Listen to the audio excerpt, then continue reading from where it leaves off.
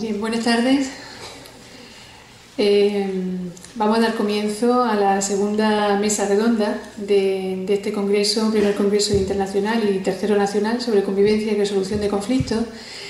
Mesa que hemos denominado bajo el epígrafe de formación de los profesionales, investigación e innovación en educación para la cultura de paz.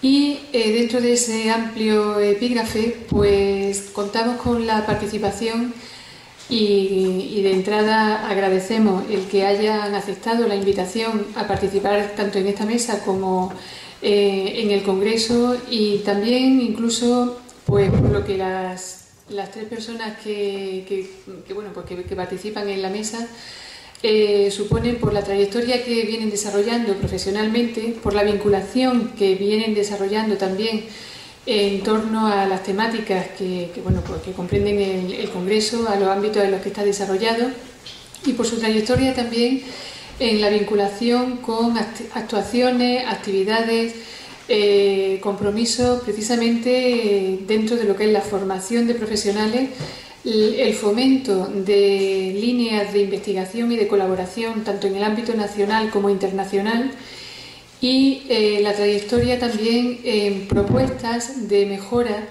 en los distintos ámbitos en los que los tres ponentes se desenvuelven, desde ámbitos institucionales hasta distintos niveles educativos.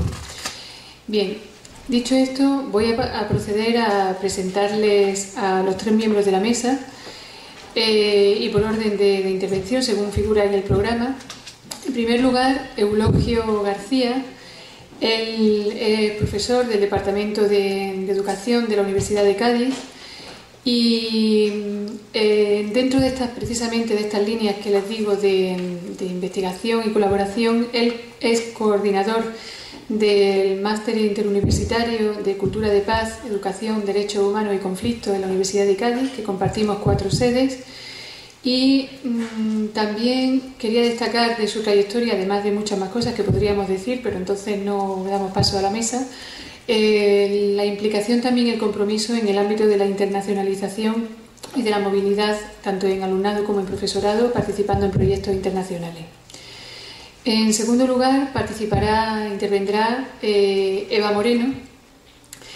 Eva es en estos momentos, y desde hace poco, y ahora diré por qué, es orientadora en el Instituto Guadalmedina, de aquí de Málaga, orientadora en secundaria.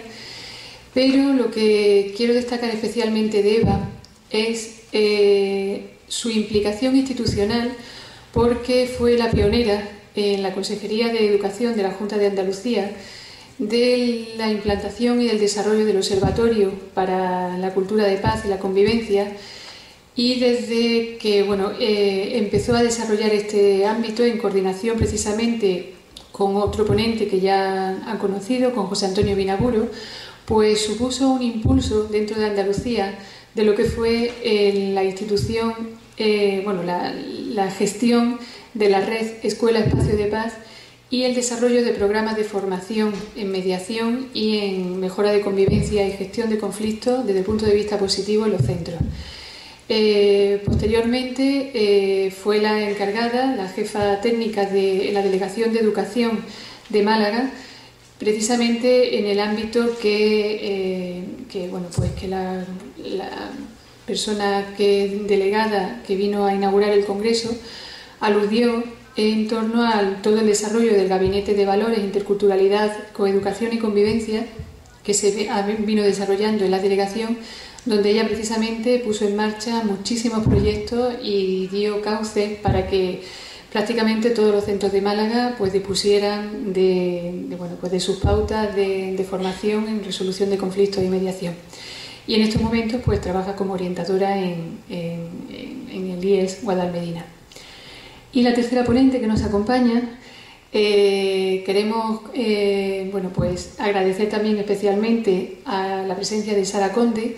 Ella proviene de la Universidad de Huelva, del Departamento de Pedagogía, del área de Métodos de Investigación y Diagnóstico en Educación, Y también queremos destacar pues, su trayectoria en investigación, precisamente en todo el ámbito que junto con otros compañeros y profesores del departamento, con Ramón Tirado, que también estaba prevista su participación y de hecho ella forma parte de su equipo, pues viene desarrollando también en temas sobre interculturalidad, desarrollo de convivencia y conflicto, en contacto también con centros y dentro del ámbito de la práctica y del desarrollo de buenas prácticas en esta temática. Así que hecha la presentación y reiterando nuestro agradecimiento por su participación en la mesa, pues damos paso a Eulogio, cuando quieras puedes dar comienzo a tu intervención. Gracias.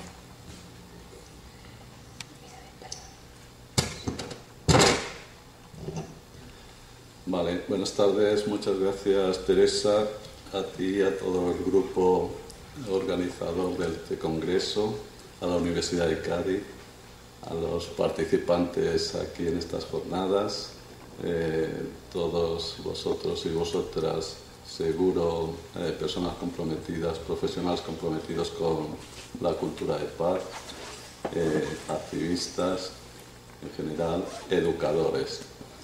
Y a mí la palabra educador me merece mucho respeto y yo como también docente, formador de profesorado, activista implicado en estas causas, me autotitulo y me considero educador. Por lo tanto, mi comunicación hoy, mi aportación hoy se titula hacia formas más holísticas y dialógicas de educar para la paz.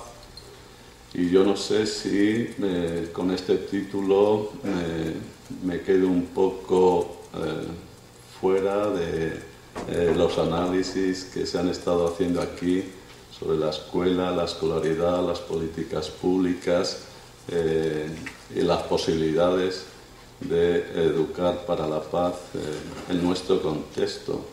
Yo soy pedagogo y por lo tanto optimista. Desde la pedagogía tenemos un compromiso con la intervención, aspiramos a cambiar un poquito el status quo de la realidad que nos encontramos, siempre desde referentes éticos y principios educativos coherentes y relevantes, ¿no?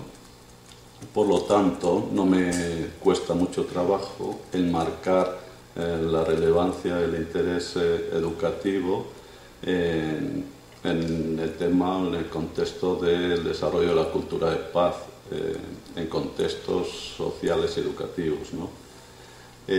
Probablemente, puede que mis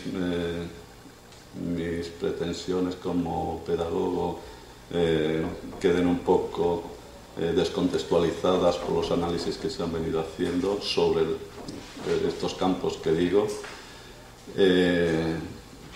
pero yo mismo al escribir y pensar sobre cuál podrían ser los perfiles, las competencias,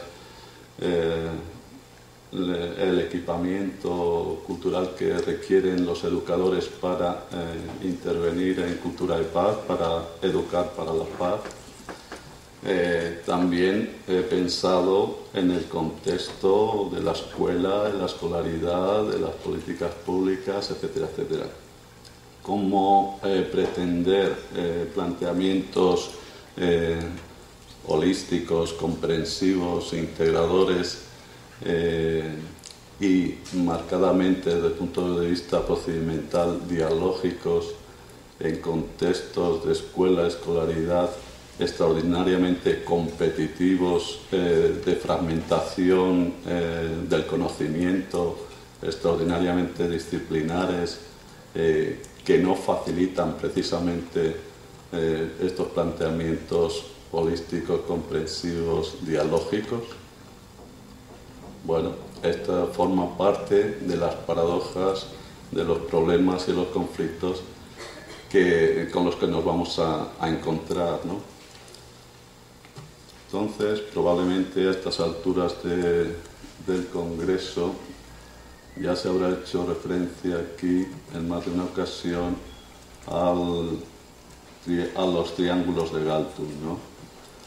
Como referencia que nos sirve para contextualizar o analizar y conceptualizar la violencia, ¿no?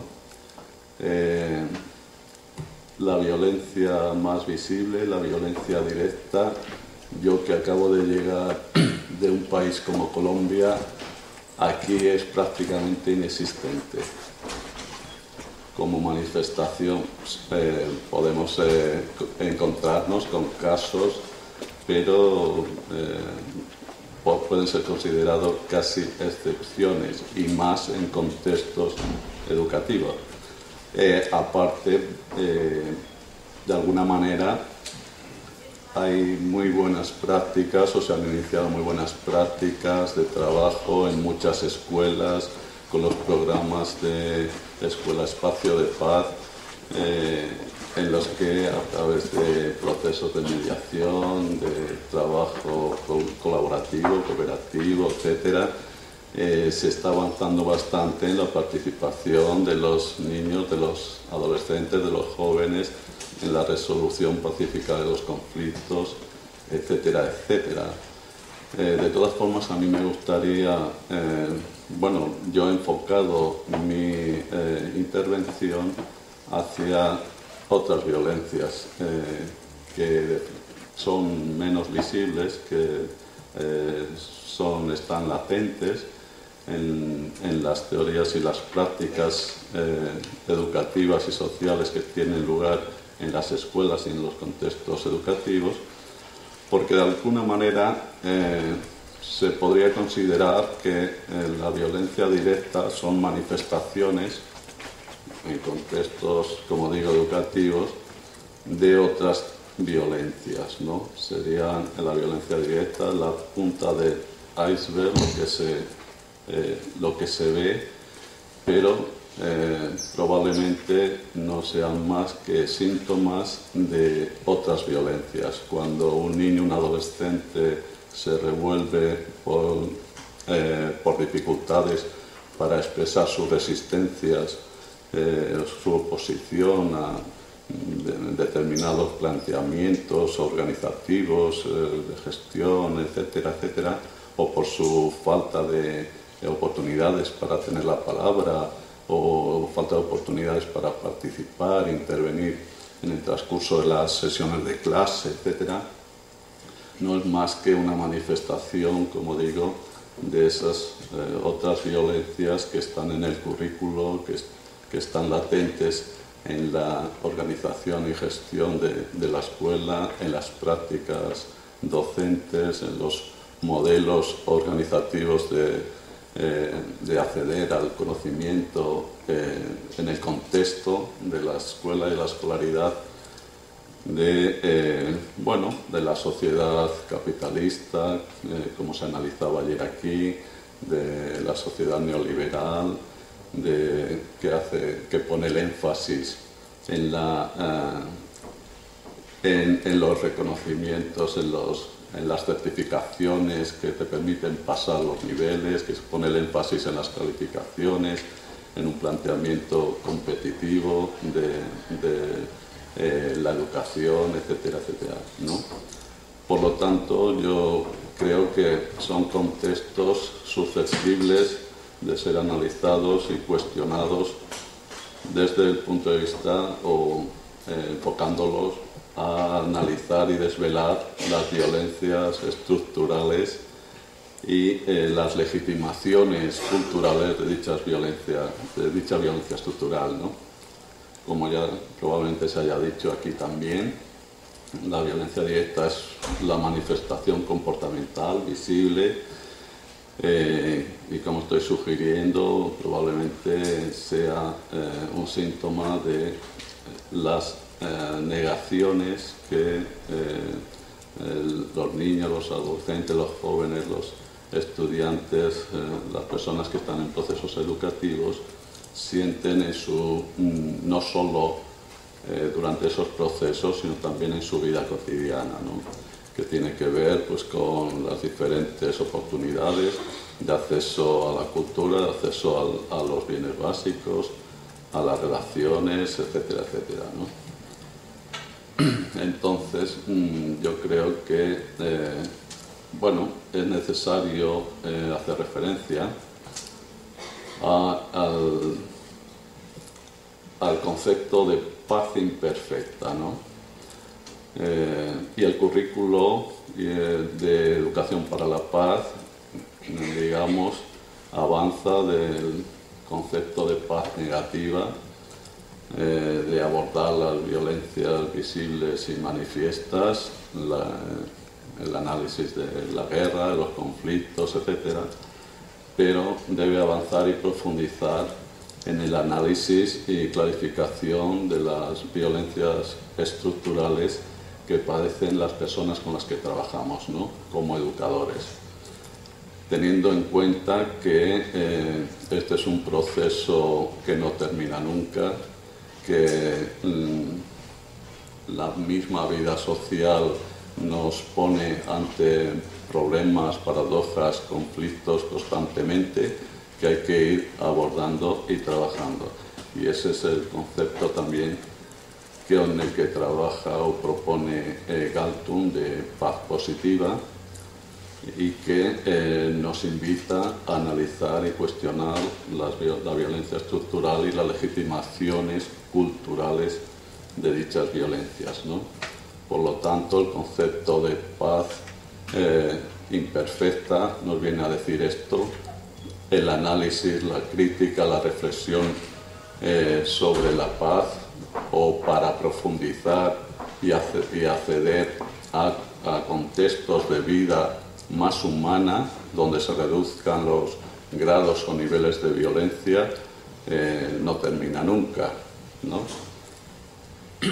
Y, bueno, un poco de alguna manera mi propuesta o de reflexión es que contextualizarlo en una educación de carácter dialógico en el sentido que le daba Paulo Freire a esta palabra. También Paulo Freire analizaba los determinantes y condicionamientos de la educación a los que yo me he referido, y él le llamaba educación bancaria, ¿no? Esa educación que en realidad no sirve a las personas para desenvolverse en los contextos de vida en los que se desenvuelve su experiencia, sino como un capital cultural, académico, para ir subiendo, escalando posiciones o compitiendo en el mercado de trabajo y en las posiciones sociales, ¿no? Existe texto, creo que existen consensos internacionales que pueden ser que son de hecho una referencia necesaria, como es las declaraciones de la ONU del 48 relativa a los derechos humanos y, por ejemplo, una más reciente y renovada que recoge una segunda generación de derechos relacionados con la identidad, la igualdad, etcétera, que es la de 1999, y es la Declaración Expresa del Derecho a la Paz y de la cultura de paz, ¿no? Y en ella la educación es la agenda, el punto más relevante, la agenda de los futuros de paz. Y se plantea que a los educadores, educadoras, como líderes, no solo los educadores, los políticos, los agentes sociales, etcétera, etcétera, pero en cualquier caso todos estos líderes tienen una dimensión educativa que deben asumir y profundizar en ella, en el sentido de imaginar y ayudar a imaginar a la gente futuros más pacíficos, ¿no?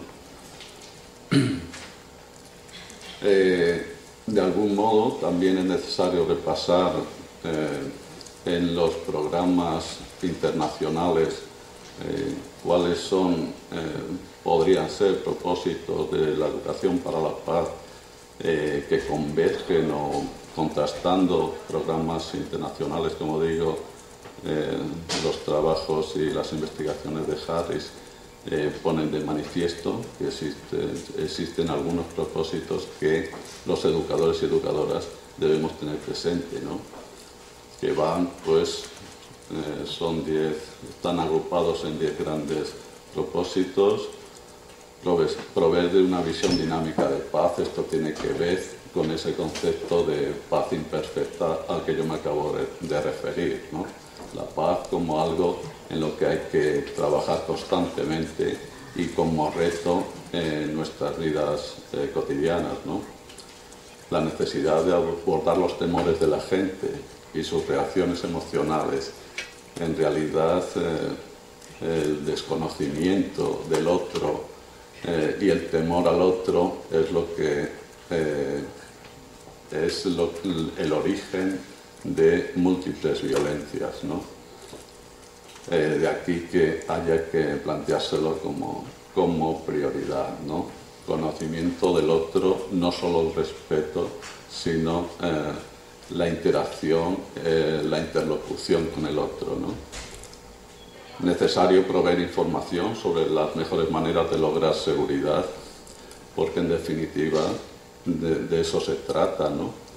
De sentirse segura para intervenir y desenvolverte en tu entorno y en los entornos en los que transcurran tus vidas, sin temor a expresarte, sin temor a participar, a intervenir, cada cual desde sus filosofías y cosmovisiones del mundo, ¿no? El propósito de analizar las principales causas de la violencia y de la guerra, necesario siempre, como dije antes, partir del concepto de paz negativa, ¿no? Eso siempre va a estar ahí y a poco que sigamos los informativos, vemos que la industria bélica sigue muy pujante, ¿no? Por lo tanto, necesario analizar y cuestionar las causas de esas violencias y de las múltiples guerras, ¿no? Promover el respeto por las culturas diferentes y la diversidad humana. Eso es un elemento que se está integrando cada vez más en los compromisos de la educación, en los compromisos sociales y políticos. Proporcionar orientación de futuros, que las personas con las que trabajemos sean capaces, desde el análisis, la crítica y la reflexión, sean capaces de imaginar y promover alternativas de paz y de resolución pacífica de conflictos, transmitir conocimientos y destrezas que ayuden a cambiar personal y socialmente. Hay otro concepto que es paz personal y que nos indica que la paz empieza en nosotros mismos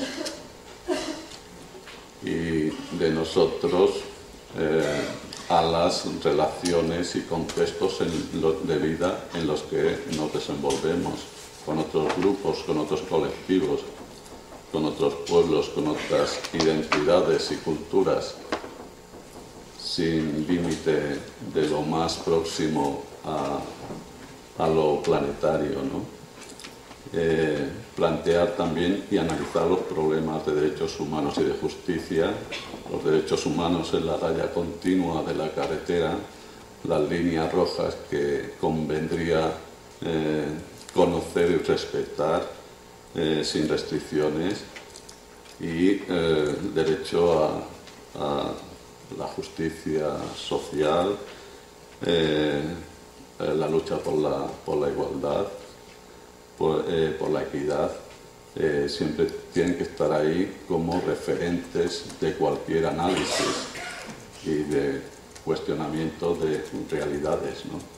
Transmitir respeto a todas las formas de vida, También, como escuché por la tarde, no estamos solos, el planeta no nos pertenece, tenemos responsabilidades con futuras generaciones, etcétera, etcétera, ¿no?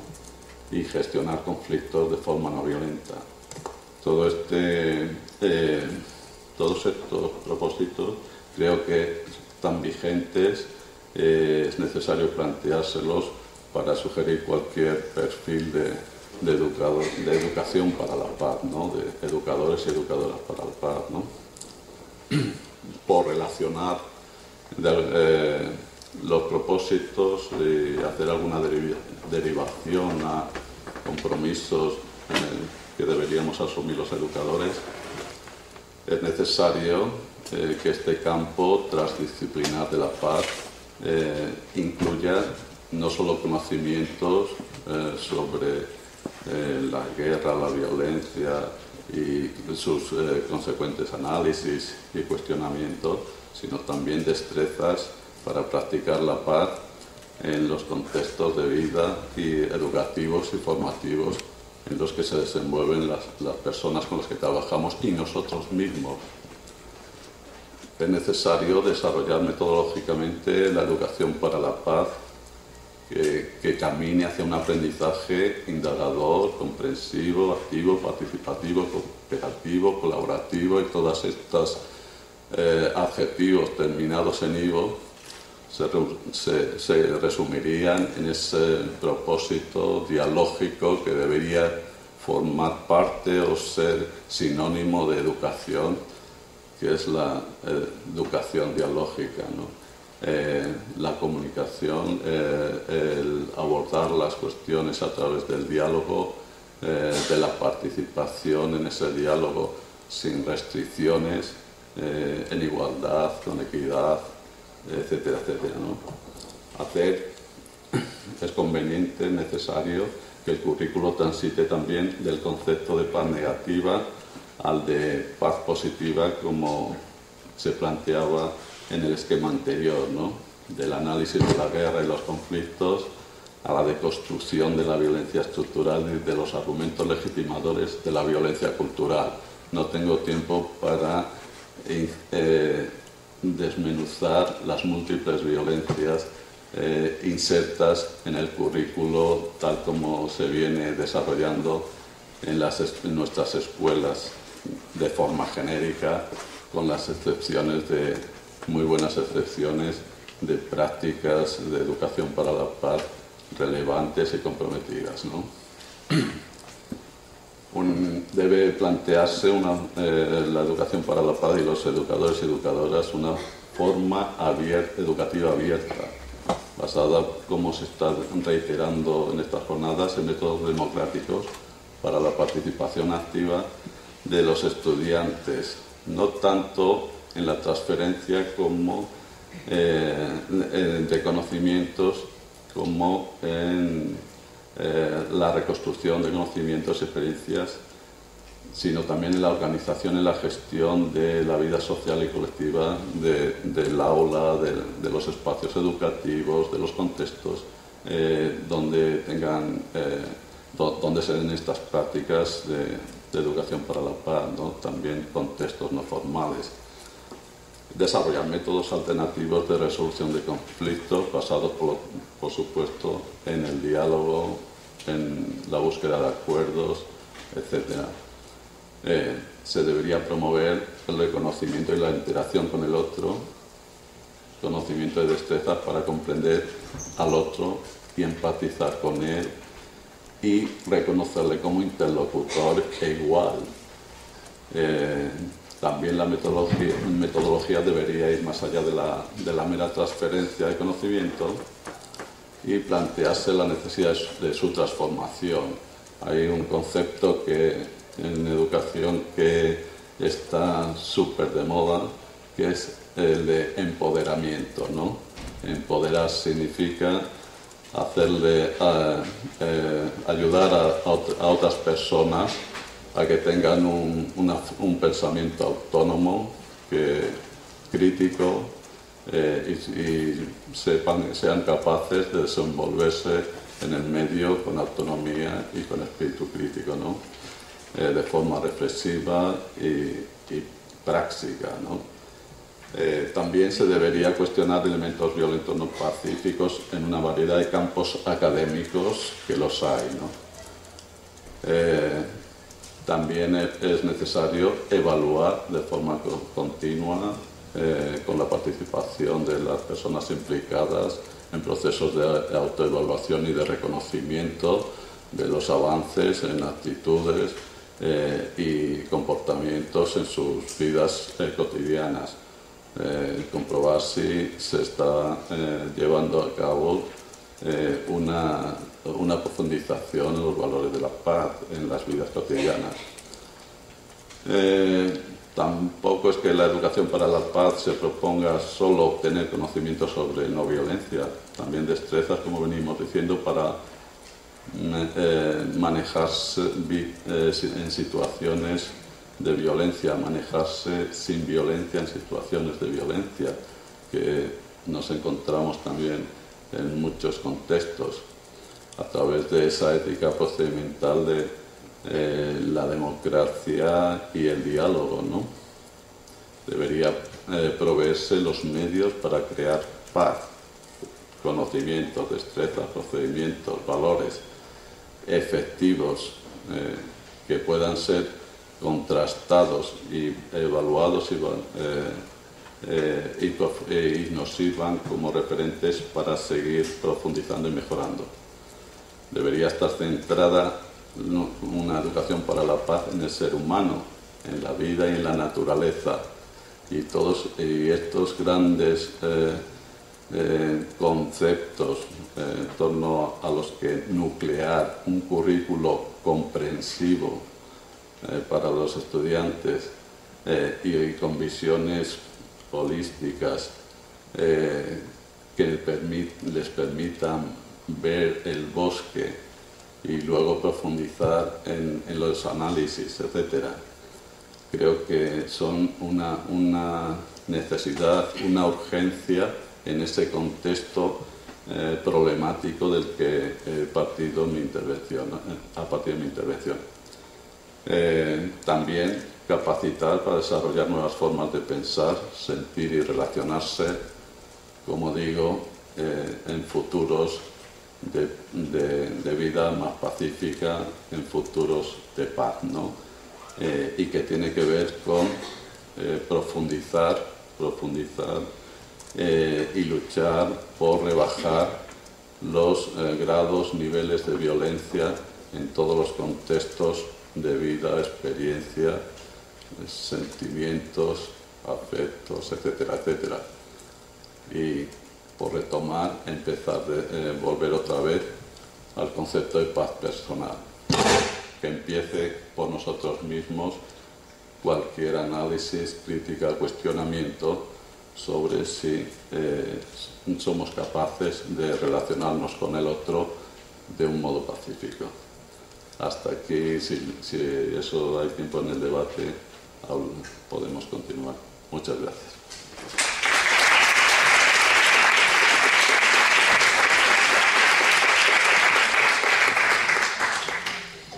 Bien, muchas gracias, Eulogio, por tu interesante aportación. Y damos a continuación la palabra a Sara Conde.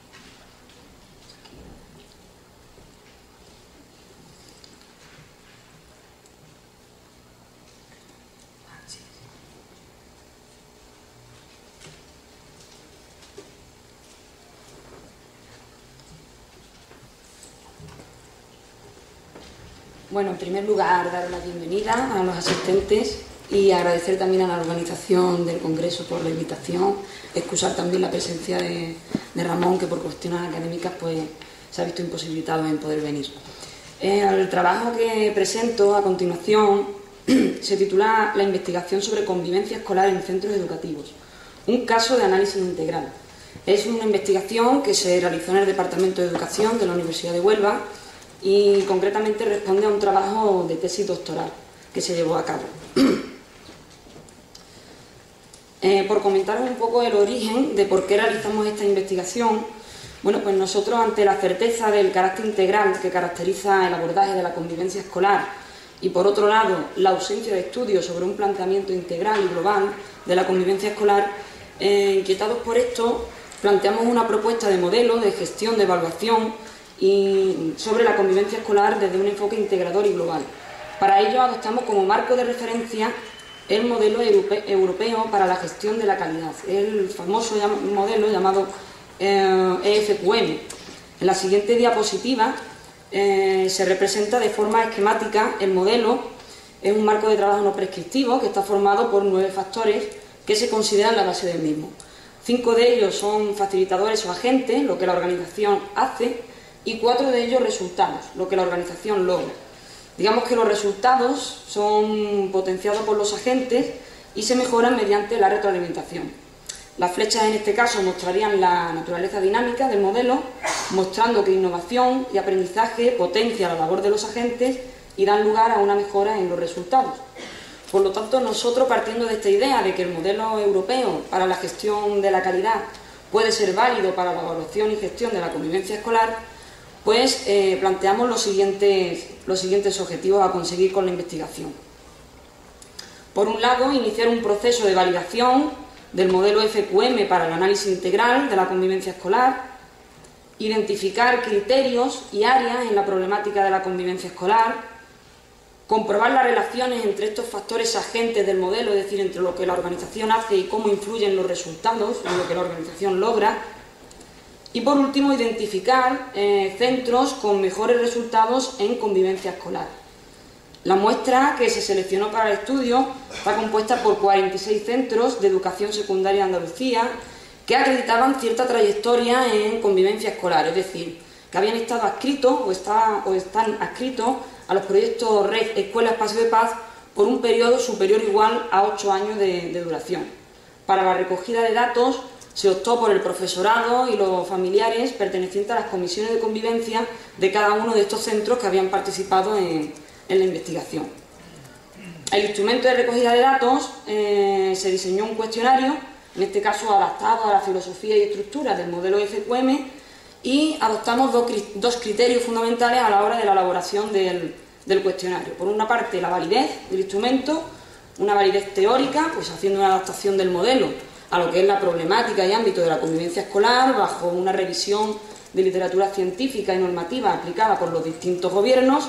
Ese cuestionario se pasó por un juicio de expertos, profesionales todos de la orientación, con trayectoria en convivencia, donde valoraban la pertinencia o no de las variables que planteábamos nosotros en el modelo. Y por otro lado, la validez de constructo, que es la que pretendíamos a través del análisis factorial que se le realizó al instrumento de recogida de datos. Por otro lado, la fiabilidad. Obtuvimos los índices de fiabilidad a través de 2 procedimientos, el alfa de Cronbach y el procedimiento de 2 mitades, y bueno, en principio los altos índices de fiabilidad que obtuvimos venían a validar el uso de este instrumento para la recolección de los datos. En la siguiente diapositiva voy a mostrar el proceso de análisis que seguimos para el tratamiento de los datos. Básicamente seguimos 2 líneas de análisis, una línea cuantitativa y otra línea de corte interpretativo o más comprensivo de los datos. Siguiendo la línea cuantitativa, el primer análisis que efectuamos para el tratamiento de los datos y que intentamos a través de estos análisis dar respuesta a los objetivos que hemos planteado anteriormente fue un análisis descriptivo. La intención de este primer análisis era, por un lado, tener una visión general sobre el estado de la convivencia escolar en los centros educativos que habían participado en nuestra investigación y, por otro lado, pues ver en qué medida estos centros que acreditaban cierta trayectoria en convivencia escolar pues realizaban cada una de las acciones que nosotros le planteábamos. Tras el análisis, por mencionar algunos de los resultados del análisis descriptivo, puesto que no va a dar tiempo a mostrarlo todo, la mayoría de los centros manifestaban que realizaban con mucha o bastante frecuencia cada una de las acciones que planteábamos y que además, con la puesta en práctica de los planes de convivencia, pues había contribuido a reducir en torno bastante mucho las conductas contrarias y gravemente perjudiciales para la convivencia escolar. Estos resultados, estos datos, hay que valorarlo teniendo en cuenta que las muestras que nosotros hemos seleccionado eran muestras que acreditaban cierta trayectoria en gestión de la convivencia, y de ahí que los resultados obtenidos fueran tan optimistas y satisfactorios. Tras el análisis descriptivo, realizamos un análisis factorial. Con este tipo de análisis factorial lo que pretendíamos era reducir el número de variables que englobaba cada uno de los criterios del modelo, y de esta forma pues concentrarlo a un factor y discriminar mejor entre los diferentes factores. Tras el análisis factorial realizamos un análisis de correlaciones entre los factores extraídos con la intención de hacer un estudio exploratorio sobre las relaciones existentes entre estos factores, y por último confirmamos dichas relaciones a través del modelo de ecuación estructural. Siguiendo una línea más interpretativa o cualitativa de los datos, recurrimos a un análisis de correspondencias múltiples. Este análisis lo que nos permite es identificar tipologías de centros en función de la modalidad de respuesta que estos ofrecen. El análisis de correspondencias múltiples nos permitió obtener un plano factorial donde se identificaban 3 tipologías de centros. Centros clase 1 eran centros cuyos resultados los habían ubicado en nuestra investigación en centros que carecían de aula de convivencia y hacían poco uso sobre las acciones que nosotros planteábamos para la gestión de la convivencia escolar. Se caracterizaban por tener unos índices moderados y bajos en gestión.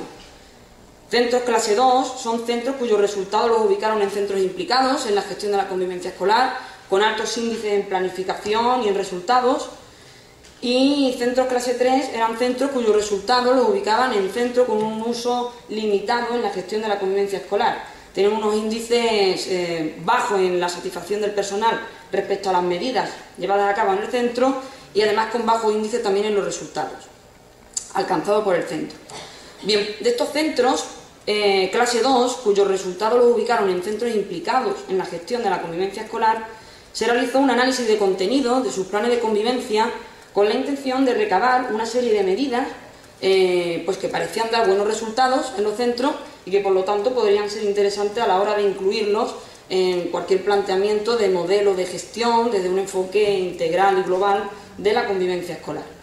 De ambos análisis, de ambas líneas de análisis, tanto de la cuantitativa como de la interpretativa, pues establecemos las principales conclusiones que las muestro a continuación. El análisis de todos estos datos nos permitieron obtener las conclusiones en torno a 3 vías.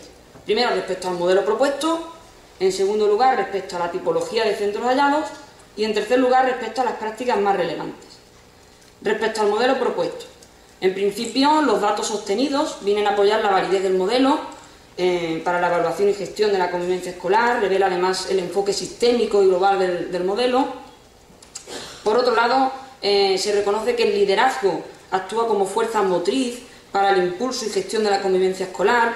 Se reconoce una serie de actuaciones a liderazgo que parecen dar buenos resultados en los centros para la mejora de la convivencia, tales como es recoger y discutir información con todos y de todos los sectores de la comunidad educativa, personal, administración y servicios, profesores, familia, alumnado. La existencia de procedimientos eficaces para explicar y difundir las normas de convivencia y las diferentes medidas establecidas en los planes de convivencia.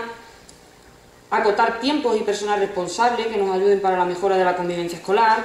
Identificar los recursos y apoyos necesarios. Elaborar los métodos e instrumentos de recogida de datos. Generar cambios en actitudes y comportamientos necesarios pues, que permitan crear un clima de cultura de paz y de mejora de la convivencia escolar. Por otro lado, los datos respecto al modelo mostraron también que la planificación actúa como marco de referencia, es decir, la planificación la entendemos como ese diagnóstico o análisis de la realidad que se hace del centro y de las diferentes actividades a llevar a cabo, actúa, digamos, de marco de referencia para la gestión del personal, para la gestión de los recursos y para la puesta en práctica de los procesos, es decir, de esas actividades que se van haciendo de forma encadenada y que van añadiendo valor a los planes de convivencia. Se hace bastante hincapié también en la necesidad de la formación del personal en materia de resolución pacífica de los conflictos, en trabajo cooperativo, en grupos heterogéneos de trabajo, en inteligencia emocional. Los procesos parecen actuar de vínculo de unión entre los factores agentes y los factores resultados, es decir, entre lo que la organización hace y lo que la organización logra. Y por último, se reconoce una serie de actuaciones que parecen dar buenos resultados en el centro, tales como son la existencia de planes de mediación para la resolución pacífica de los conflictos, evitando de esta forma la imposición de medidas sancionadoras, el establecimiento de compromisos y acuerdos de convivencia, el realizar actividades para prevenir la violencia escolar, establecer mecanismos de difusión, fomentar la participación de todos los miembros de la comunidad educativa en las diferentes actividades que lleva el centro relacionadas con la convivencia escolar, establecer los recursos y apoyos necesarios, el tipo de liderazgo que se ejerza en los centros y favorecer las relaciones entre todos los miembros de la comunidad educativa. Las conclusiones respecto a la tipología de centros hallados, pues básicamente, como he dicho anteriormente, los resultados nos identificaron 3 tipos de centros. Centros que carecen de aula de convivencia y hacen poco uso de las acciones que nosotros planteábamos para la mejora de la convivencia escolar, centros implicados en la gestión de la convivencia escolar y centros que realizan una gestión de la convivencia escolar limitada. Por último, respecto a las prácticas más relevantes, atendiendo a los diferentes niveles de intervención, se destacaba respecto a los servicios e instituciones del entorno el diseñar proyectos, protocolos, programas, donde se involucren a estos servicios e instituciones, tanto a nivel regional, municipal, llámense asociaciones, diputaciones, ayuntamientos, y a través de estos programas y actuaciones implicar a los servicios e instituciones del entorno en la vida del centro. A nivel de centro, el programar las necesidades de formación, pues, todo lo relacionado con la mejora de la convivencia escolar, el contar con planes de igualdad y coeducación. A través de estos planes pues, se implican con otros servicios e instituciones del entorno, el establecer planes de acogida, no solamente para el alumnado de nuevo ingreso, sino también para su familia y para el nuevo personal que acuda al centro, el contar con planes de mediación para la resolución pacífica de los conflictos,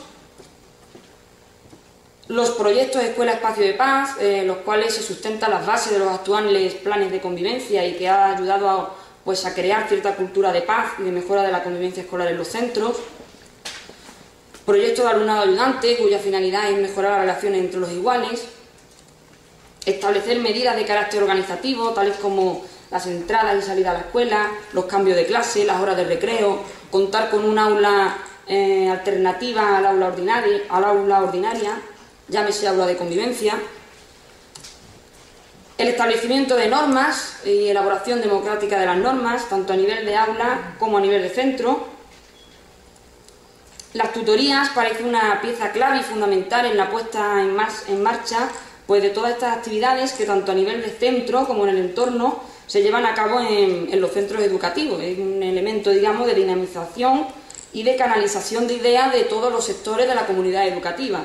En la tutoría podemos establecer entrevistas, reuniones con la familia, con otros agentes y, por otro lado, el carácter eminentemente preventivo que tendrían las actuaciones en el ámbito familiar, a través de compromisos y acuerdos de convivencia.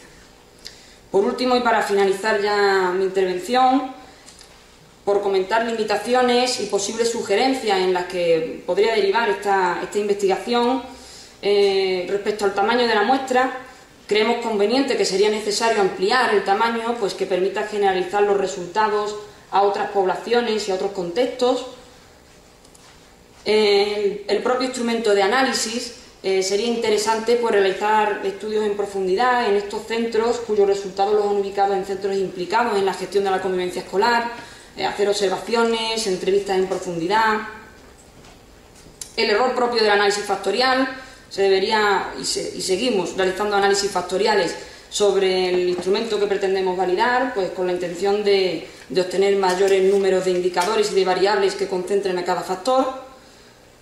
Y por último, realizar, respecto a la validez teórica, pues realizar estudios en torno a la revisión de literatura científica más riguroso que permitan obtener indicadores en la problemática de la convivencia escolar.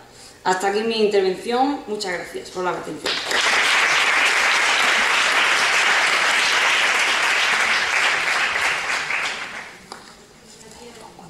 Gracias, Sara, también por tu interesante aportación. Si veis dos líneas distintas dentro de lo que van siendo las propuestas de la mesa, pasando por una parte más contextualizadora desde esa visión holística e ideológica que Eulogio nos ha planteado, concretando ya desde el ámbito de la investigación, pues casi lo que considero que han sido, o sea, los resultados que habéis obtenido con todo el desarrollo de la estructura que en los planes, al menos en Andalucía, vienen recogidos en ese decálogo de acciones que se recogen en el desarrollo de los planes de convivencia. Y en otra aportación a la mesa, también desde otra mirada, pues también el reflejo de otra parte también práctica del planteamiento del desarrollo de la convivencia en los centros. Cuando quieras, Eva Moreno. Gracias, Teresa. Todo lo que sé lo sé porque lo amo. Es una de las frases que más me conmueven, ¿no?, del escrito de Tolstoy, de Guerra y Paz, ¿no? Ciertamente, estar un viernes por la tarde aquí y las diversas personas implicadas en organizar actos como este, pues hacen ver que sí, que hay gente que apuesta por la paz, por la cultura de paz, que la aplica a la vida cotidiana, a la vida académica, a la vida personal, a la vida con la naturaleza, a la vida en definitiva, ¿no? Y uniéndolo eso con la pedagogía, que es un poco a donde voy yo a converger, y sobre todo pues, tanto Eulogio como Sara me han introducido tanto que voy a ir muy rápido, así que se lo agradezco. Ciertamente todo lo que sé lo sé porque lo amo, y cómo no olvidar a Freire, tan contundente como siempre, ¿no? La educación es un acto de amor y por lo tanto un acto de valor, ¿no? Y ya sea en experiencias en Colombia o ya sea en experiencias en determinados barrios de esta propia ciudad de Málaga o de diversas latitudes, la cultura de paz es un acto de amor y de valor, y es lo que desde el ámbito de la pedagogía, de la educación, en los centros educativos intentamos inculcar. Un nuevo modelo de educación, sin duda, porque la educación es algo dinámico, y ese dinamismo pues parte desde palabras que no deben de sonar, ¿no? Ese indignaos, comprometeos y actuar, ¿no? Sin duda alguna. Cantidad de docentes, de familia, de alumnado, de personal, que ejerce y desarrolla diversas funciones en el centro educativo, colaboradores, voluntarios y voluntarias, pues tienen muy claro este deseo transformador de no solo ir a la escuela y que la escuela sea un edificio, a informar y formar, sino sobre todo estamos para transformar, ¿no? Educación y cultura de paz, en esta cita de Nelly Azaitegui, ¿no? La educación para la convivencia y la paz es un proceso que implica acciones intencionales, sistemáticas y continuas encaminadas al desarrollo personal y colectivo, mediante marcos que generen formas alternativas de pensar, sentir y actuar. Este proceso supone potenciar la capacidad para afrontar los conflictos desde una perspectiva creativa y no violenta, y vivir conscientemente los valores de igualdad, justicia, respeto, libertad y solidaridad. Los objetivos de la educación para la convivencia, que son las dos caras de la misma moneda, educación para la convivencia, educación para la cultura de paz, a quien demasiadas veces tenemos tapada la cara de la cultura de paz, y debemos hacerlo más explícita en muchísimos centros educativos, sobre todo en los que más conozco de Andalucía, y sin duda otras comunidades autónomas y otros países. Nos consta el trabajo por la convivencia y los valores, pero la cultura de paz, la solidaridad, la cooperación, hay que hacerla más explícita, ¿no? Y todas esas palabras las llevaría yo a un tema que se va a quedar pendiente en la presentación, y que invito a estos magníficos organizadores y organizadoras de eventos, que una de las claves de la cultura de paz, sin duda alguna, es la visión de equipo, ¿no? Para construir realmente con un espíritu de cultura de paz, para cultivar, hay que cultivar en equipo. Para trabajar así en coherencia, ¿no? Y con coherencia y siendo modelo, ¿no?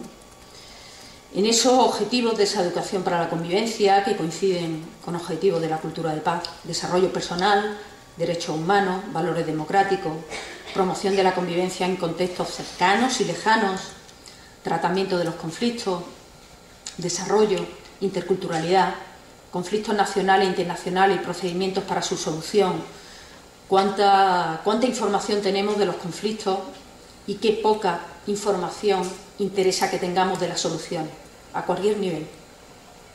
Qué poco interesa conocer las soluciones, ¿no?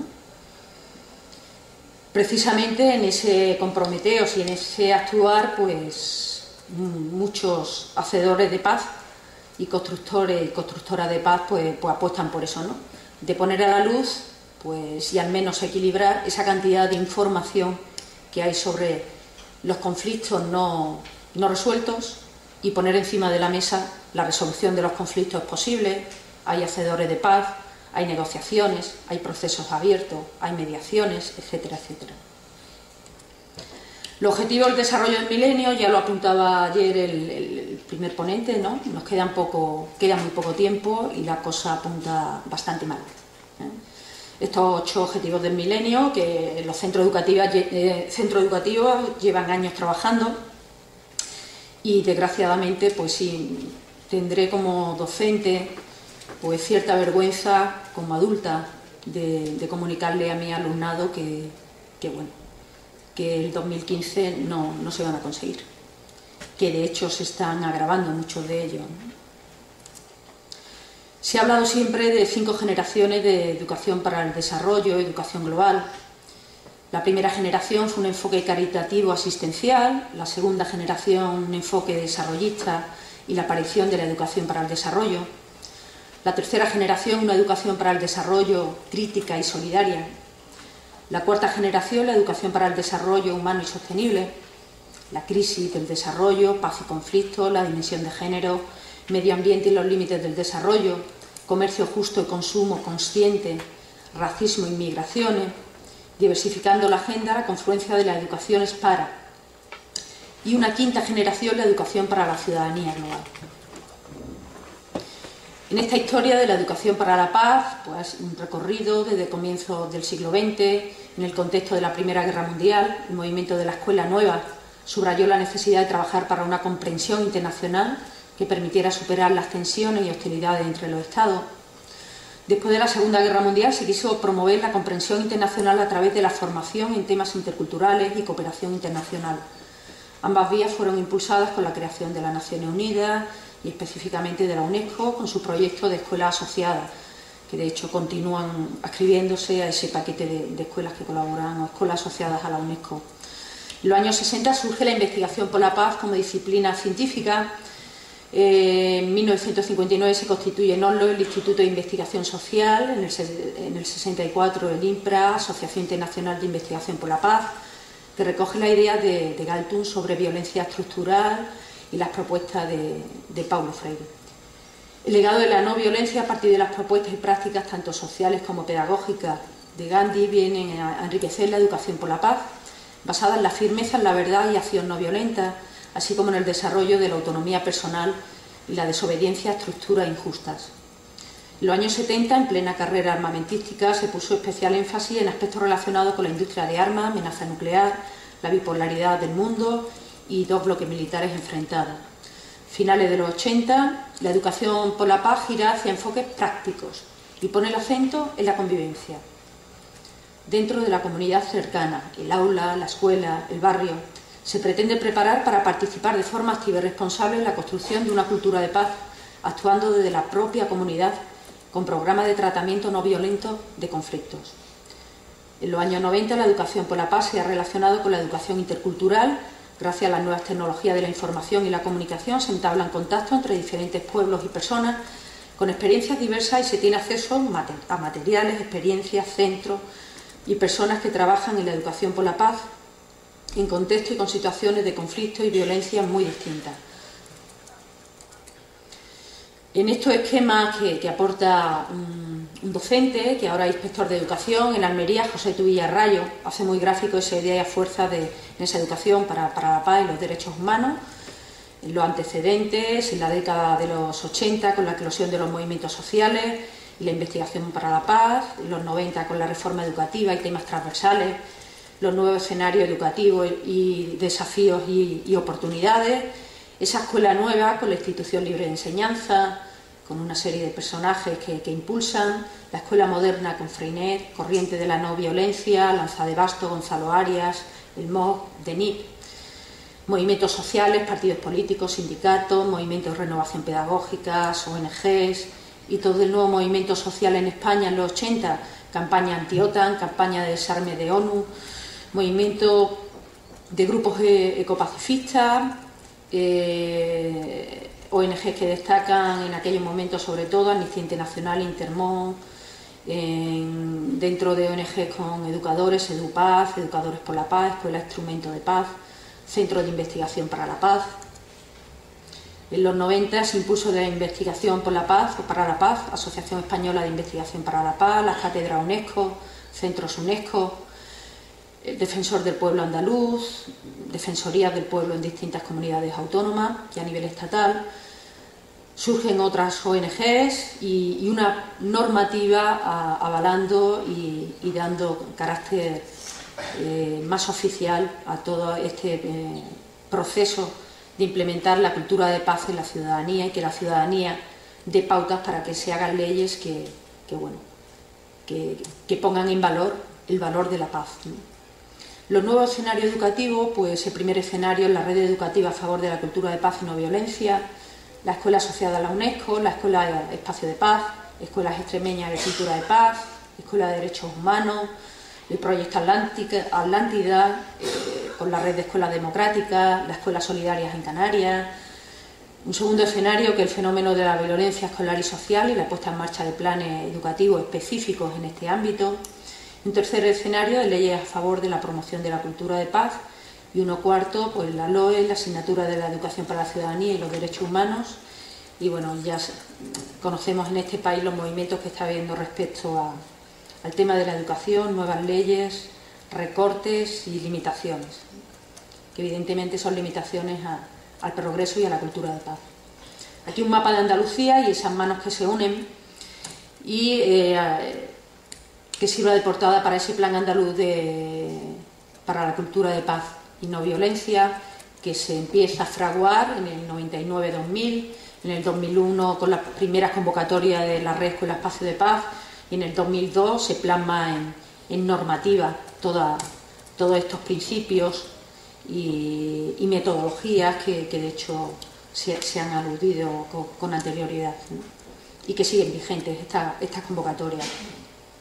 En los centros docentes, pues promover educación en valores, educación multicultural, intercultural, educación para los derechos humanos, convivencia y conflictos, el desarme, solidaridad, no violencia, ciudadanía.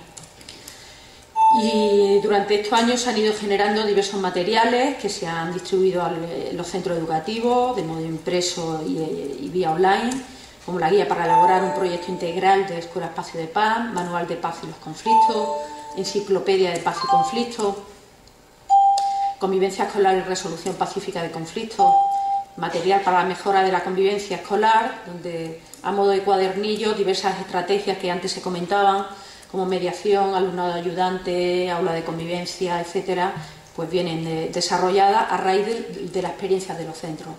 Lo bueno de muchos de estos materiales es que se han plasmado después de una experimentación sobre ellos. Educar desde el conflicto, que uno de sus autores lo tenemos estos días por aquí, José Antonio Vinauro, Carmen Boqué, Tiempo de mediación, y la agenda de mediación escolar que también se publicó. Hay una web, la Consejería de Educación, en apartado de convivencia, donde todos estos materiales se cuelgan y bueno, hay diferentes enlaces y si es de vuestro interés podéis acceder en cualquier momento a ellos. Perdón. Haciendo este recorrido casi cronológico hacia adelante y hacia atrás un poco, el informe de Los que conocemos, ¿no?, en el año 93 y esos 4 pilares fundamentales de la educación, aprender a conocer, a hacer, a vivir juntos y a ser, porque la educación es un factor indispensable para que la humanidad pueda conseguir los ideales de paz, libertad y justicia social. El Manifiesto 2000, redactado por un grupo de expertos y, bueno, respetar la vida, rechazar la violencia, compartir, escuchar, conservar, redescubrir la solidaridad. y las Naciones Unidas proclamará el año 2000 como Año Internacional de la Cultura de Paz y se decide proclamar el Decenio Internacional de la Promoción de una Cultura de Paz y No Violencia en beneficio de los niños y las niñas del mundo. Ese decenio terminó con una marcha y, bueno, que reclamaba, entre otras cosas, esa marcha mundial y que se hizo eco del mismo San Pedro y cantidad de personas, pues reclamando que muchos de esos principios hay mucho por hacer, hay mucho por decir que se está haciendo y no se dice, y bueno, los que hicieron esa marcha siguen haciéndolo en sus respectivos lugares. La Ley de Educación de Andalucía plasma toda esta implicación por la convivencia y en todas las competencias básicas, las 8 competencias básicas que se recogen en la normativa aquí en Andalucía, pues en todas ellas, con carácter transversal, aparecen términos como liderazgo, resolución de conflictos, convivencia, etcétera. Uno de los docentes, que en una de las comunicaciones, lo de David Sánchez, lo va a explicar estupendamente. En definitiva, cultura de paz y, por supuesto, educación en valores, ¿no? En ese sentido, pues centros educativos se unieron para, en esa condición de trabajo por proyectos, hacer una experiencia que les ayudó a todos en muchos sentidos.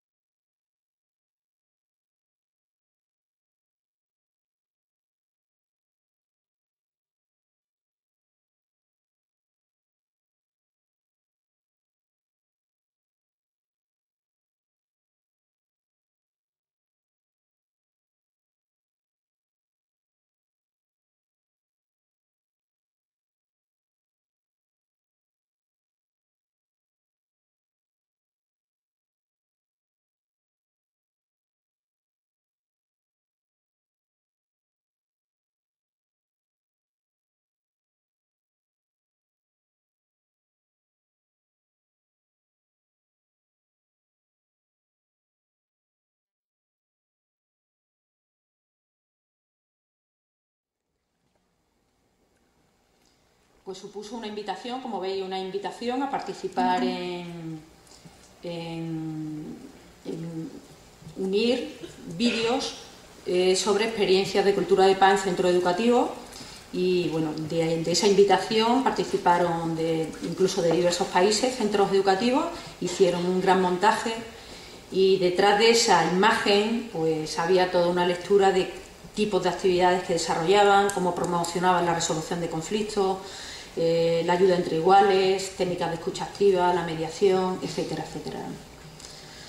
La educación para la convivencia y la paz y la enseñanza formal tiene diversos niveles de concreción y desde la celebración de una efemérides, hasta una verdadera compromiso por la cultura de paz y solidaridad, ¿no? Tenemos desde el nivel A decir que no se trabaja la educación para la paz, porque eso bueno, no forma parte del currículum, en todo caso es currículum oculto, hasta un nivel G de decir que el centro es promotor de cultura de paz, ¿no? Como en el proyecto integral del centro y como dinámica coherente de una formación integral del alumnado en todo su proceso formativo.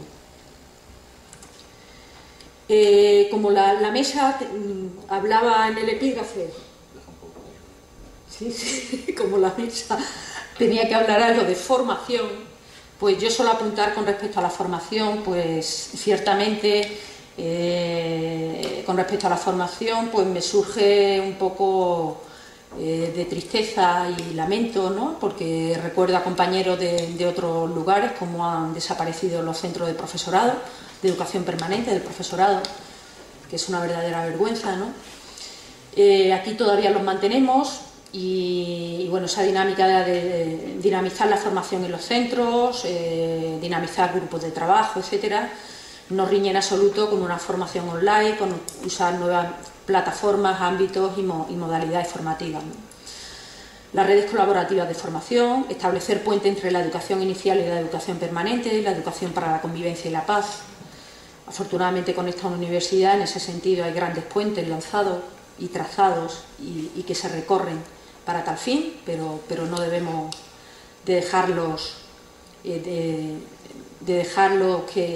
que se mantengan por sí solos, sino cimentarlos y seguir haciendo, ¿no? Lo que es incoherente que tanto un docente ya en activo pues no tenga herramientas, destreza, no se provea de habilidades para trabajar la cultura de paz y la convivencia, que sin lugar a dudas redunda en el éxito educativo.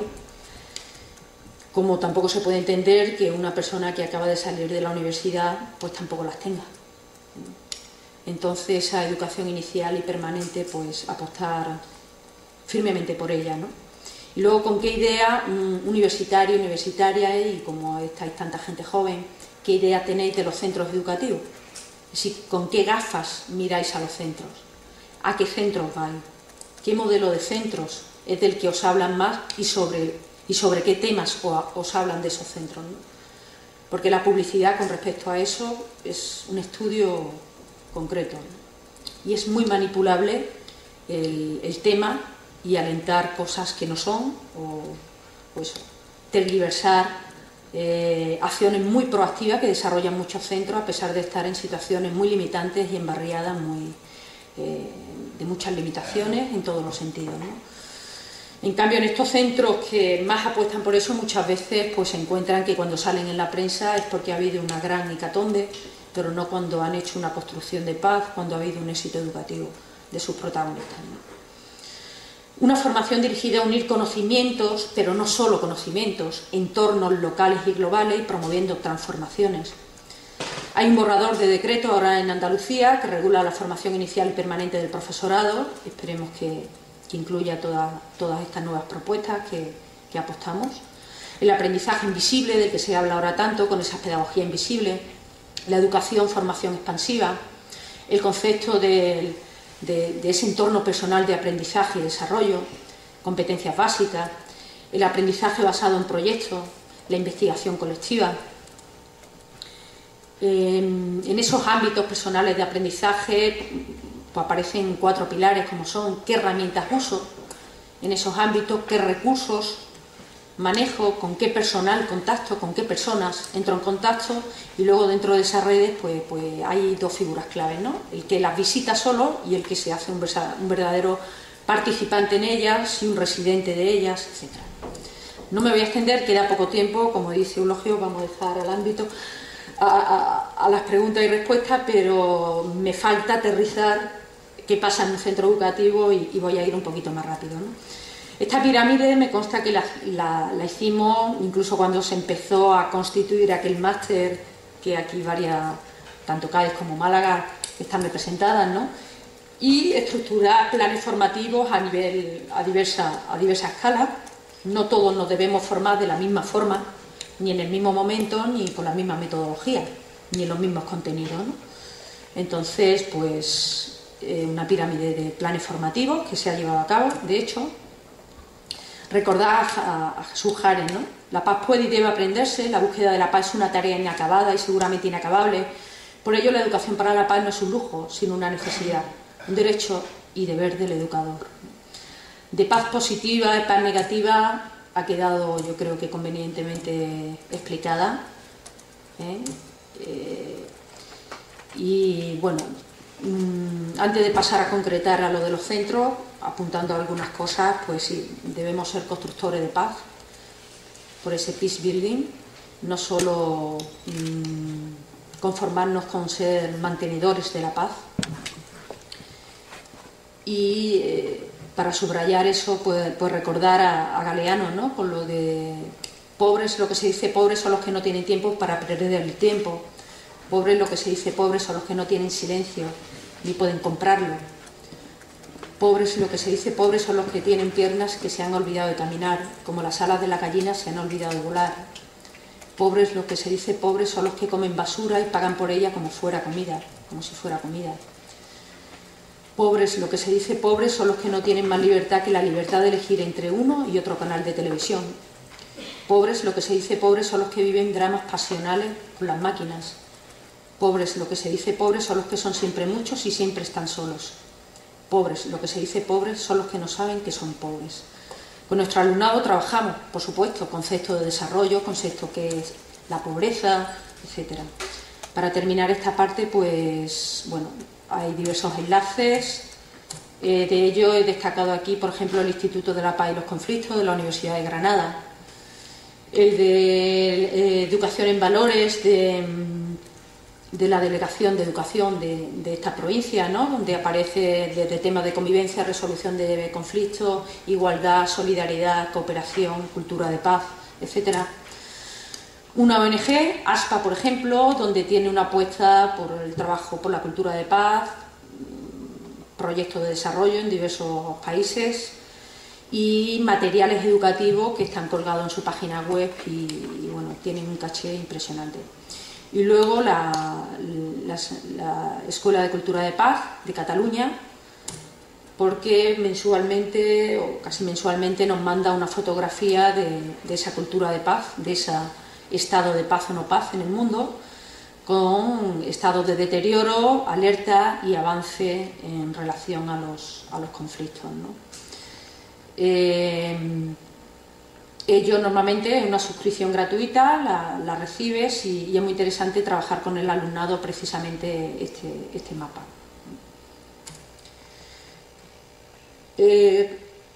Esta frase la trajo un alumno en su trabajo, en un trabajo que presentó. Lo de dentro de cada uno hay dos lobos, ¿no?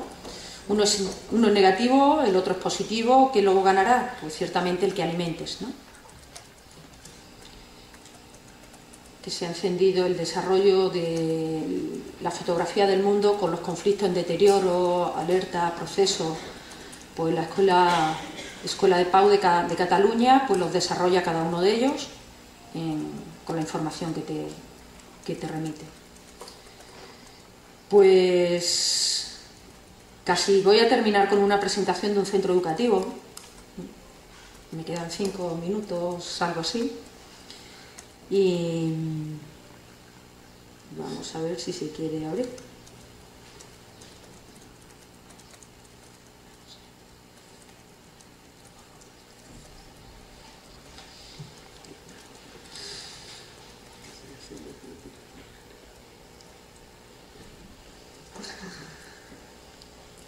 ¿Qué hacemos en los centros en esta presentación? Que bueno, ya a la organización le pasaremos y os hagan llegar. La voy a pasar muy rápida porque quiero llegar a la práctica de un centro educativo, por ejemplo.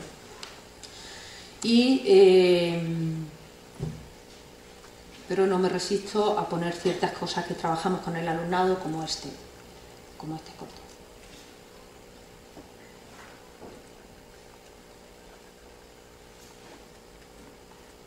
Si quiere abrirse, claro.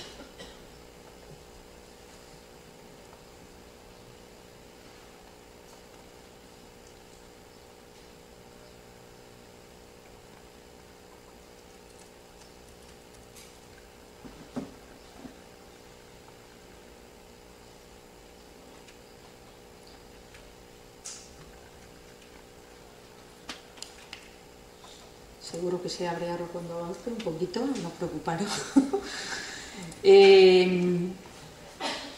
Mirad, cuando trabajamos con el alumnado, una de las apuestas por las diversas estrategias que hay para la convivencia, resolución de conflictos y cultura de paz, desde luego nuestra apuesta, y aquí hay docentes como Cira, como Pedro, lo conocen perfectamente, nuestra primera apuesta no es crear mediadores y mediadoras en los centros educativos.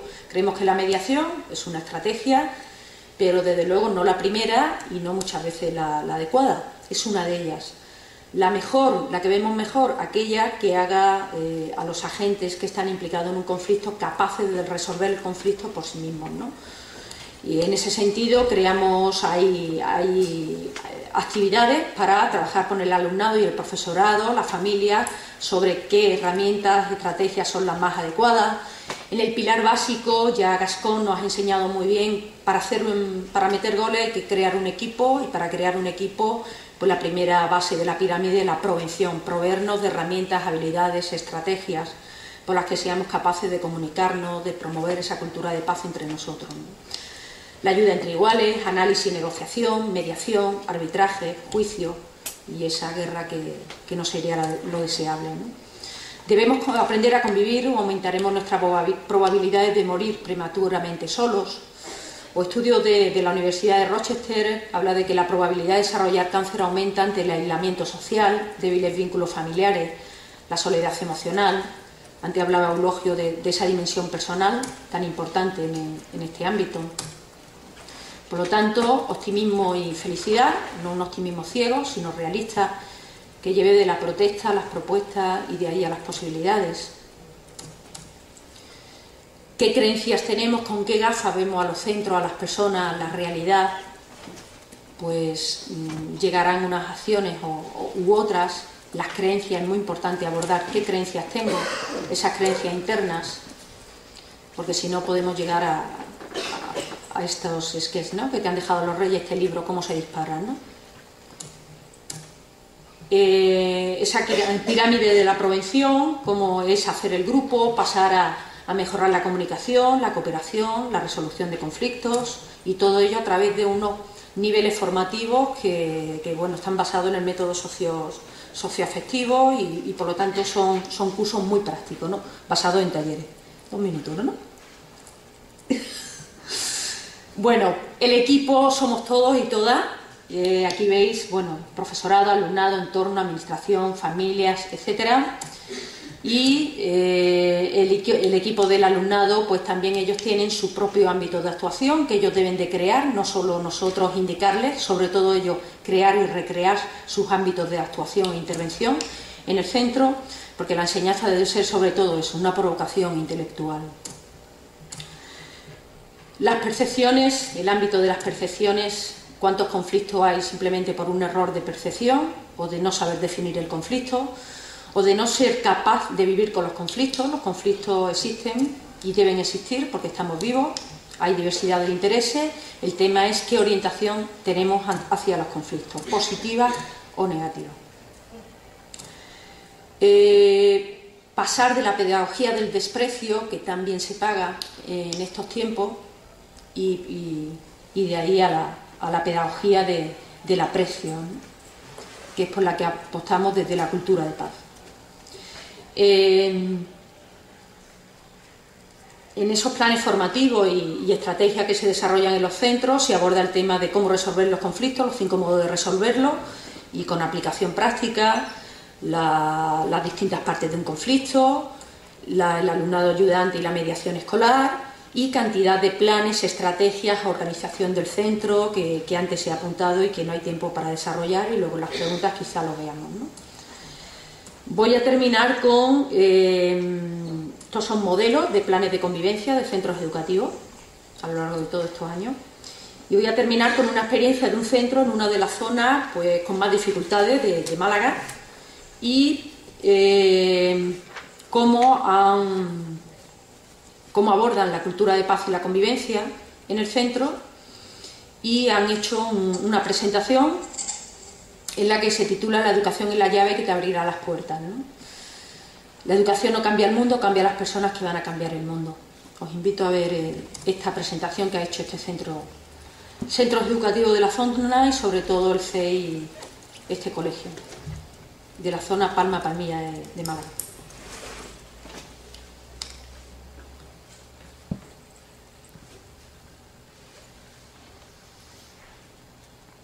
Si no se abre desde aquí, lo abro directamente desde el archivo, ¿no?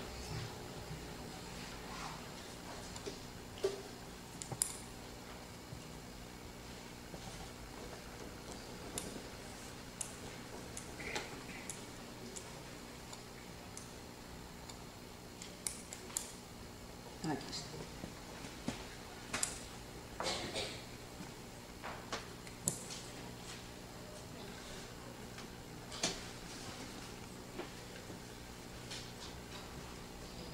Aquí.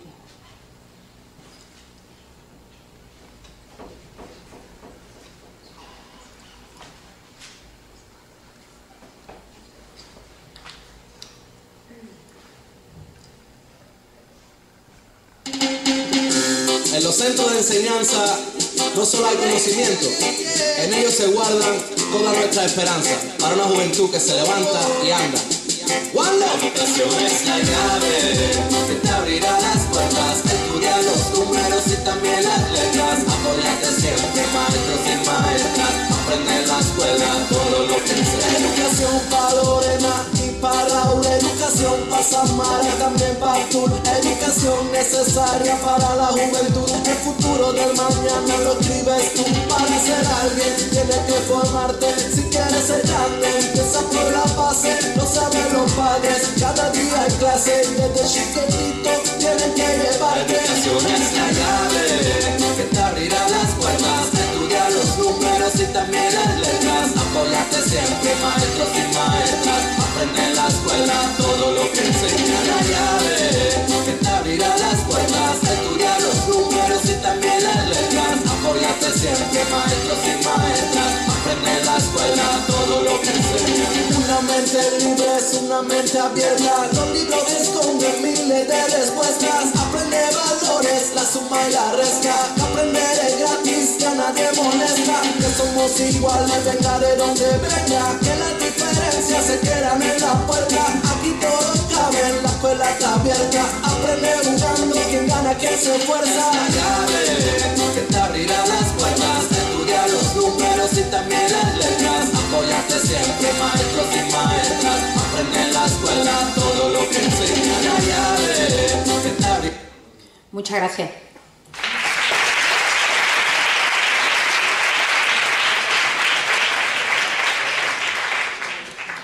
Sí, gracias Eva también y por dejarnos ese eslogan final de esta es la llave y esta es la clave de iniciar esos procesos a los que los tres miembros de la mesa nos han animado a gestionar sobre temas de resolución y convivencia en los centros. Bueno, vamos a dar un pequeñito turno para que no nos dejemos esta mesa sin que haya un turno de intervenciones por parte de los y las asistentes. Así es que quien quiera hacer alguna pregunta a alguno de los miembros de la mesa o hacer alguna reflexión, pues vamos a dar, aunque sea restándolo una vez más de lo que es el tiempo del descanso, bueno, pues algún turno cerrado de intervenciones si acaso, tomamos una primera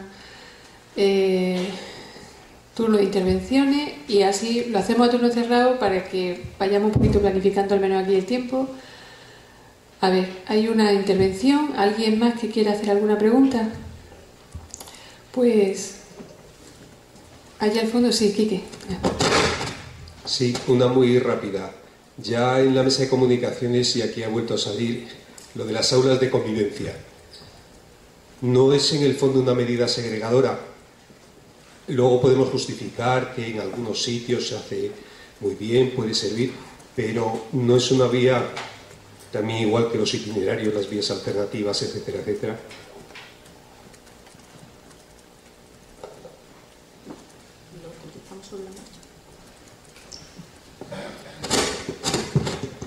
Bueno, en mi caso concreto, nosotros cuando preguntábamos a los centros educativos sobre la medida, en este caso del aula de convivencia, realmente nos salía además una evaluación, es decir, inversa, nos salían puntuaciones negativas porque la mayoría de los centros no la valoraban, tienen buenos resultados, pero no lo ven un recurso que lo valoran positivamente. Es decir, daban argumentos en contra como se convierte en un espacio donde el alumnado va a pasar el tiempo y por otro lado no cuenta con recursos suficientes para atender a ese aula.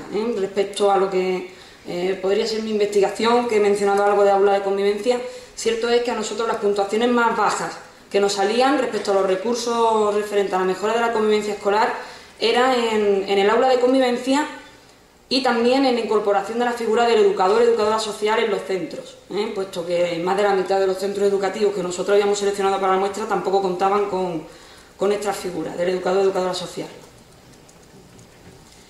Yo con respecto, la pregunta es muy interesante porque ciertamente en vez de aula de convivencia muchas veces son aulas de guerra o cosas parecidas, pero como cualquier estrategia de las que se ha hablado, efectivamente unas más valoradas que otras, unas más atractivas a desarrollar en el centro que otras, pues dependen de dos cosas: que la estrategia esté bien montada y que haya un equipo detrás de esa estrategia, que no sea algo puntual. Es decir, el plan de convivencia no se puede basar en el aula de convivencia de un centro, porque si no probablemente sea un aula de expulsados.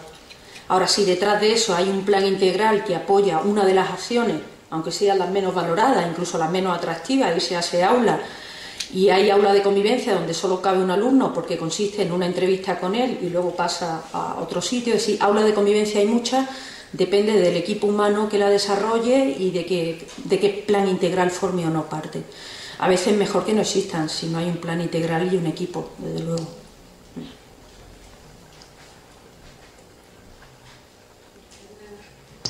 ¿Alguna preguntilla más, alguna sugerencia o pensamiento en alto sobre lo que... Sé que vamos por aquí? de tiempo, pero he comentado una cosa esta mañana, pero en un foro muy pequeñito y me gustaría...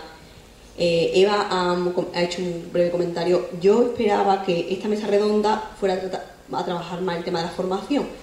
Y no sé si... Yo vengo de secundaria y tenía muchas expectativas en la formación inicial, que parecía que iba a cambiar.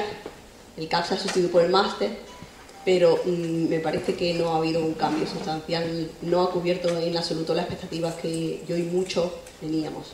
Es decir, los profesores de secundaria vienen viendo muy bien formados en la asignatura que van a impartir, son magníficos matemáticos, magníficos físicos, magníficas biólogas, pero con muy poca formación inicial, y el máster, lejos, además de costar mucho dinero, no cubre, yo creo, la necesidad formativa, estando en esta casa, que debería ser, ¿no?, la cuna de esa formación.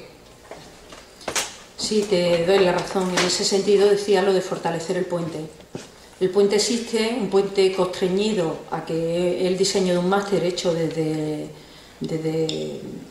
propuestas centralistas, ¿no? Centralistas no solo a nivel autonómico, sino a nivel nacional, que aquí los que me acompañan seguro que te explican mejor que yo, pero sí, ciertamente sigue siendo indignante que cuando te llega, o ni siquiera todavía ha terminado la carrera, el alumno llega a un centro público o a determinado centro público y llega gráficamente con un casco y casi camuflado, creyendo que un centro público es un sitio de, no sé, donde los alumnos tiran sillas y no sé si se guían por tal, ¿no? Puede pasar eso, y de hecho a veces pasa, pero también va en el talante del alumno, ¿no? Qué fuente de información, en qué quiere desarrollar sus prácticas, porque también resulta cansino que con magnífico profesorado que me consta que hay en estas universidades, pues haya alumnado que su apuesta por un estudio sea, pues voy a estudiar cuántos alumnos no van al colegio, simplemente como una estadística.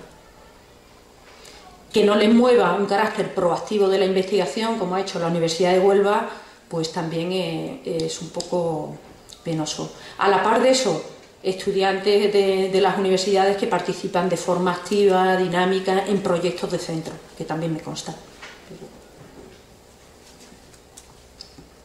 Bueno.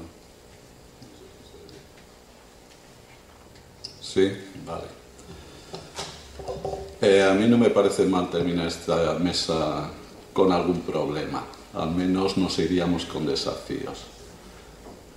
Hace 24 años que se hizo el esfuerzo desde las instituciones, desde el Ministerio de Educación, por la comprensividad. Todavía está por llegar a los centros educativos de educación secundaria. Y contrastemos también ese dato con el dato superior al 30% de fracaso escolar en los centros públicos de educación secundaria. Como ciudadano me avergüenzo. ¿Eso qué tipos de violencias son? Y afectan casualmente, como dicen los sociólogos, a los menos favorecidos. Creo que hay desafíos por delante en esta sociedad que parece que vivimos tan bien, que no hay conflictos, no hay problemas y parece el paraíso. Para mí eso es un problema muy gordo. Profesorado, políticas, recursos. Bien, entre todos la mataron y ella se murió sola.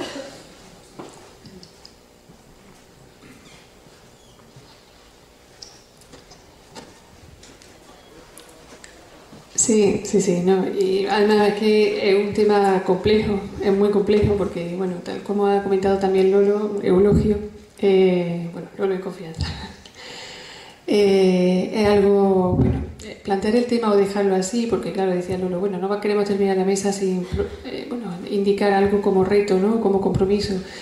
El tema de la formación del profesorado es complejo y es complejo articular y gestionar los planes de formación en el ámbito también universitario, pues porque, bueno, son cuestiones políticas, cuestiones de gestión, cuestiones de organización de currículum, cuestiones de evidenciar qué se piensa que puede ser lo que a un profesor o futuro profesional de la educación secundaria se le pueda ser prioritario para su formación.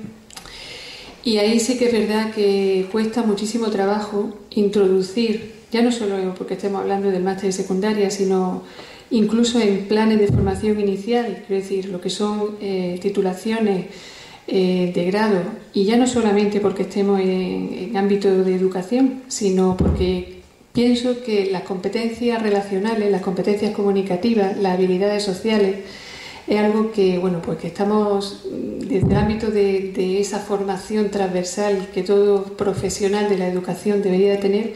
Ya no solamente el profesional de la educación, sino cualquier profesional, cualquier ciudadano, para un desarrollo de una convivencia y de una resolución pacífica de cualquier conflicto en el que se encuentre. Entonces, claro, vamos pasando y trasladando más esa necesidad de una buena preparación de la persona y del profesional que se está encontrando día a día en su centro con situaciones complejas.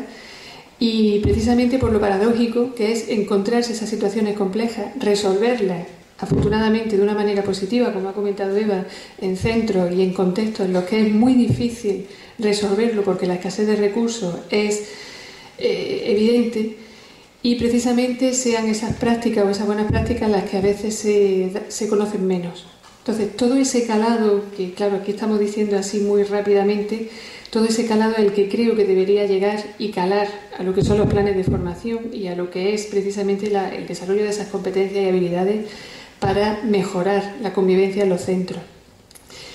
Y claro, y es muy complejo que eso cale también a nivel curricular, cuesta muchísimo que aprueben y que puedan pues plasmarse en un currículum, asignatura o planes o formación incluso, porque hay que trasladarla fuera a lo mejor de lo que es el currículum específico de una titulación, sino que son actividades formativas aparte, con lo que conlleva eso también de que tú ofrezcas una formación permanente o incluso dentro de la formación inicial de cursos de especialización, por lo que conlleva de añadido a un profesional que ya está en el centro y que precisa esa formación en paralelo, ¿no? Entonces, claro, es muy complejo y las que, bueno, pues ahora mismo yo creo que los que estamos aquí sensibilizados con esta temática, pues la verdad es que lo vemos como demanda y como necesidad y como pasitos que vamos dando poco a poco también para que, bueno, pues cada vez intentemos o esperemos que un poco más pues se vayan introduciendo estos contenidos y estas metodologías y estas herramientas en lo que podría ser la base para articular lo que es la formación y más ya en nuestro campo, pues de futuros profesionales de la educación. Entonces, lo dejamos ahí también como es asignatura pendiente, y es muy pendiente desde hace muchísimo tiempo, y afortunadamente pues se están haciendo cosas, pero hay que hacer más, y demandarlas incluso desde la formación. Y además aquí hablaba Eva, bueno, pues como he comentado en la presentación, ha estado ella también dinamizando la formación de los docentes, pero todavía hace falta más, y más incluso demandado por los propios docentes. Es decir, los propios docentes en la práctica, nosotros aquí como formadores de futuros docentes, y el propio alumnado, pues precisamente que no se encuentre con ese temor cuando llegue a un centro de saber primero qué pasa en este centro cómo es, y que llegáis a las prácticas, y os hablo aquí a los alumnos que estáis, y que lleguéis con un temor de no saber qué hacer cuando encontráis una situación y os quedéis un poco parapetados, porque, bueno, para todo eso hace falta más formación, y está también en vuestra mano que la demandéis y que solicitéis que se os aporte esa formación. Lo siento, pero es que tengo que contestar, porque si no me va a hacer una úlcera. Sí, es verdad que es complejo, pero yo no lo veo tan complejo.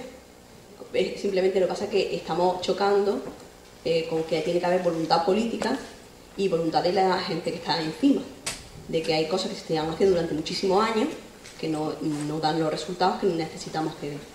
Es decir, la forma en la que se forman, para la redundancia, los profesores, el profesorado en general, hay muchas cosas que cambiar.